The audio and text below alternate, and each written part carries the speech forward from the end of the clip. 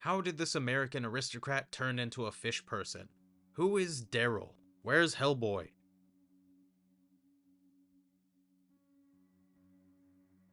The 5-issue Universal Machine arc has a lot of moving parts. It's a direct follow-up to the death of Roger the Homunculus in the War on Frogs arc.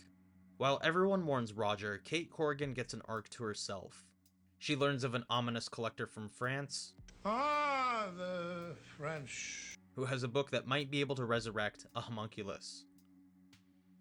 Kate takes a new recruit, Andrew Devon, to this French bookshop. This is kind of the most consistent era of B.P.R.D, with Mike Mignola and John Arcudi co-writing. Guy Davis is the sole artist, bringing the story to life, designing parts of the world with Mignola. Dave Stewart, the main colorist for Hellboy, brings a painted style, and Clem Robins is lettering the hell out of this comic. Good letterers are underappreciated, and he gives each character a unique style of speaking. Like, I built the Hellboy machine. I don't need to keep feeding it or being the main guy. I'm trying to hand over as much of it to other people as possible.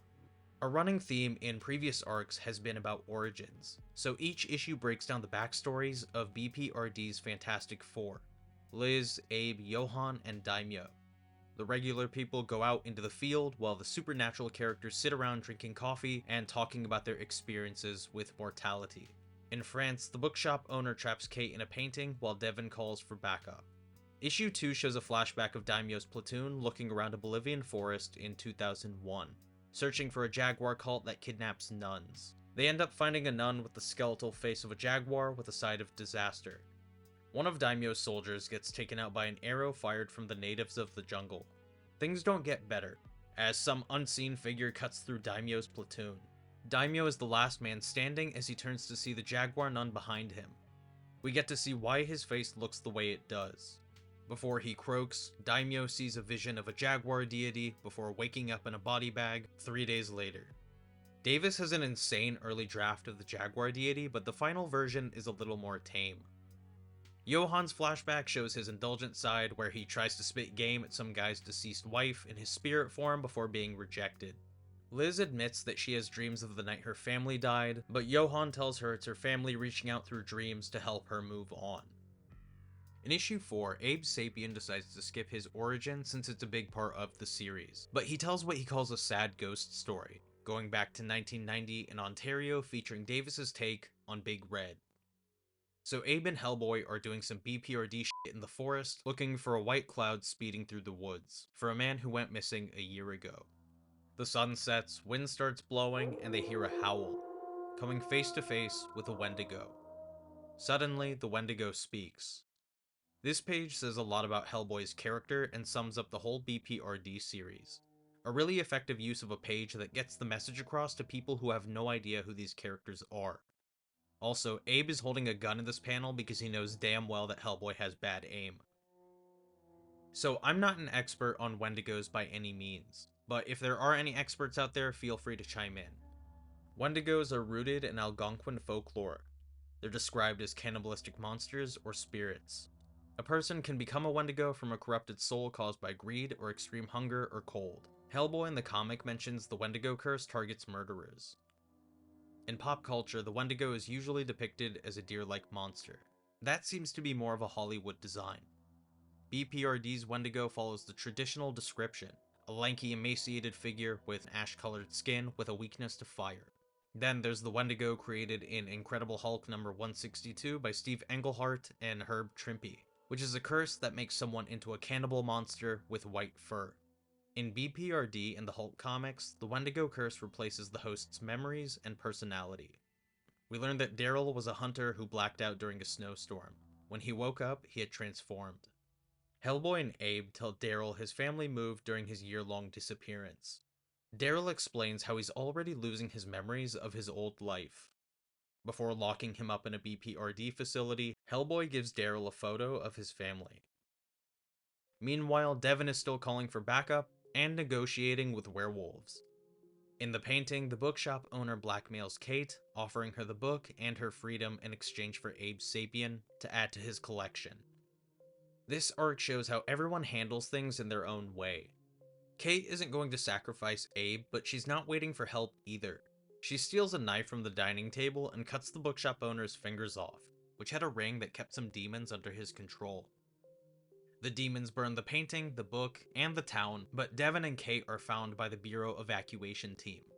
They survived, but went back empty-handed. This arc ends with Johann sitting in the examination room with Roger's remains. It's kind of cool how Roger's true form is in Mignola's style. Roger reveals to Johann that he doesn't even want to come back and that he never enjoyed the killing he was forced to do. Roger gets a quiet ending that has him staying true to his character. The homunculus asks Johann if he can be buried like a person before they shake hands for the last time.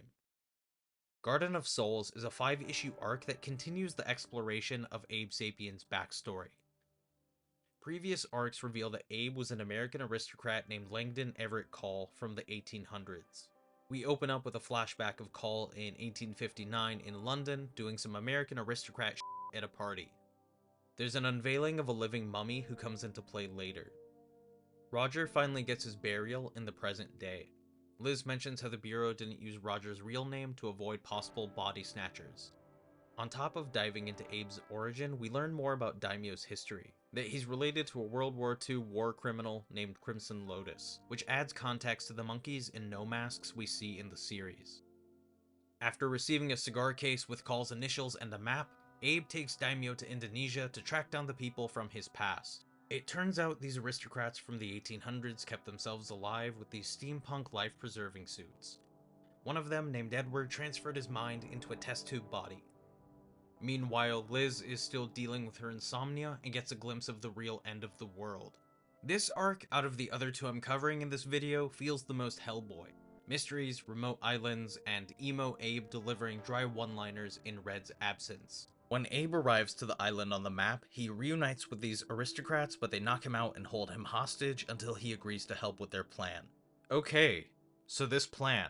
These aristocrats want to plant explosives around the world, wiping out all life, so they can absorb everyone's souls in these artificial bodies. Their way of letting people's souls live on while these aristocrats rule the world. The plan is kind of a mess. It doesn't make sense because it doesn't have to, it's not going to happen. Naturally, Abe isn't about it. A cool detail is how Abe uses Caul's cane to destroy the test tube bodies. It's revealed that Abe wasn't summoned by the English steampunk suits and the test tube baby. These guys have been keeping the mummy captive on this island, so we get the introduction of a new BPRD character, Panya, a telepathic mummy from ancient Egypt who was resurrected in the 1800s and also has some mind control powers. Overall, she's just a nice old lady.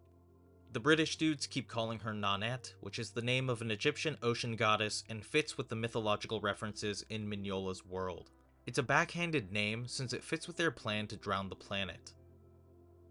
Meanwhile, Panya is mind-controlling someone to help Daimio defuse the explosives the aristocrats planted around the world. Abe picks these guys off, spouting one-liners. This is one of those BPRD scenes that separates itself from Hellboy. The violence in Hellboy is sometimes abstract and weirdly tasteful. This series can go from a mundane office comedy to a Lovecraftian fever dream to having these kinetic action sequences. Davis just goes for it. The Hellboy universe has some heartwarming, memorable human moments, but it's still a story about the end of the world. Panya leads Daimio to the island where Abe makes his peace with his past and finally gets to separate himself from Caul. It feels very Hellboy, where Abe would rather be some guy than a piece of a prophecy. Guy Davis does the covers for the 5-issue Killing Ground arc because Mignola was busy with other projects. Mignola's covers are more quiet and somber, where Davis goes for the aggressive route, which fits, since this arc is heavily focused on Daimio. The first issue opens as the team talks about Daimyo's relation to Crimson Lotus. A quick flashback shows one of those test tube bodies was saved from Garden of Souls, and Johann decides he wants a new body. Daryl the Wendigo is brought to a holding cell in the BPRD headquarters, as Daimyo's past comes to haunt him. Daryl can't speak anymore by this point. This arc shows the difference between the Bureau and everyone else. There are monsters roaming around, and these regular janitors have to wake up at 4 AM to do their jobs. Then there's the Air Force complaining about having to transport a Wendigo. Meanwhile, Johann is getting used to his new body.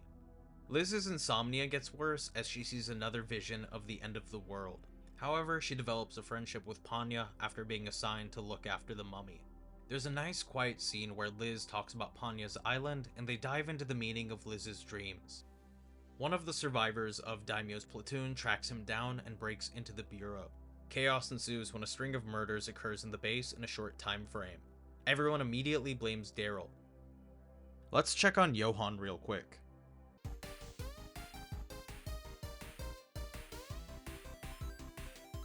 The base goes into lockdown as Abe realizes Daryl broke out of his cage. Thing is that when BPRD agents fire at Daryl, he doesn't fight back.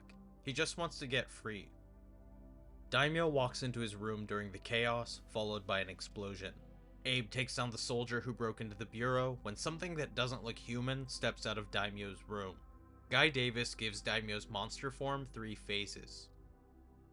Quote, "After mulling over the designs, Mike and John felt that Daimio's monster form should reflect more of the Jaguar god from the Universal Machine storyline. So my designs for the Daimio monster would become a pupa stage before his final transformation to the Werejaguar that Mike designed."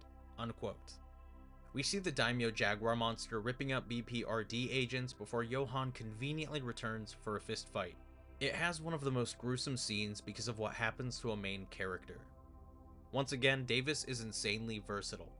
For some reason, instead of Johann's spirit emerging from the test tube body, we see the ghost of Lobster Johnson. Don't even worry about it, it doesn't get explained until a later arc.